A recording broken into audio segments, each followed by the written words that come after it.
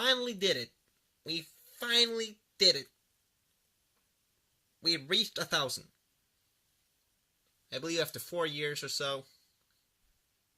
Nevertheless, my goal is complete. Finally reached 1,000, and I'm really happy about that. Thank you all so much. Just, I never thought I would get here. I'm really happy about it. I really am. Never thought that I would get 500. But I did. And I'm really happy that I did get the 1,000 before the end of the month. I'm really happy about that. So, here we go. A weekly update. I suppose, yeah. Just give you something. Because I don't think I'll be making a video of 2B or anything, One Punch Man this week. We'll save that till next week, I suppose. But yeah, I just decided to do this because a celebration. Let's just start off with the one that I've been working on for the longest time here, Enju. Pretty happy with the sculpt and everything. Just have to varnish it and paint it. And then sculpt the rest of the hoodie right there. Just add some ears to it. Prime it, paint it, varnish it. And there you got the jacket. Really happy with it. I kind of struggled making these patterns, but they turned out pretty nice. Although they are a bit deformed and all. I don't really care, because nobody's going to give two shits about this custom anyway, so yeah. And then in the back right here, no, this is fucking Rentaro. Yeah, I'll have to destroy everything right here. Have to get started on the sculpt and everything, because I just really want Rentaro and Enju, because I think that would look pretty cool to have. That's why I'm making her and remaking Rentaro, so yeah. But anyway, this is about Scorpion, not this. Yeah. This is the third mask I've sculpted. And the biggest problem I'm having is getting the fucking thing off. Because it like bends up like that, so he's gonna break. So the mask's gonna break off like whenever it feels like it. So that's annoying. But I can't find a way around it. As I said, this is a third fucking mask. But so far, I think it looks pretty good. We'll see how far I'll get on him. I mean, it's not that hard actually to paint. His design is very simple compared to the MK9. So I'm glad about that. And I also like this one way better for some reason. So yeah. We'll see if this will fall off or not. But the entire sculpt itself is like ready to be painted, so it's just that, and then paint the Lego pieces. And then Scorpion might be done soon, perhaps. I don't know. Hopefully. And then we got spring coming up as well, so I gotta start working on my Hero Academia figures. So we'll see about that. So we got Weiss from Ruby. Started her sculpt. That's just her ponytail right here. It's not hard at all. I'm just gonna leave this entire area like it is. Paint it, and that'll basically be it. Really happy with the bangs. Really great looking, as you can see. Also started outlining her torso. Yeah, I started doing that. We'll see how it will turn out, and we'll see when I will get it done, basically. It's not that hard because I don't have to paint her arms, so that's a relief. And her legs are pretty simple. It's basically just a torso sculpt and, what's it called? The skirt. Yep, the skirt part of the dress. And now, the last motherfucker, Noctis. This one, I'm surprised how fast I actually did this. But that's what I like about the 15 characters. Just simple, monochromatic design.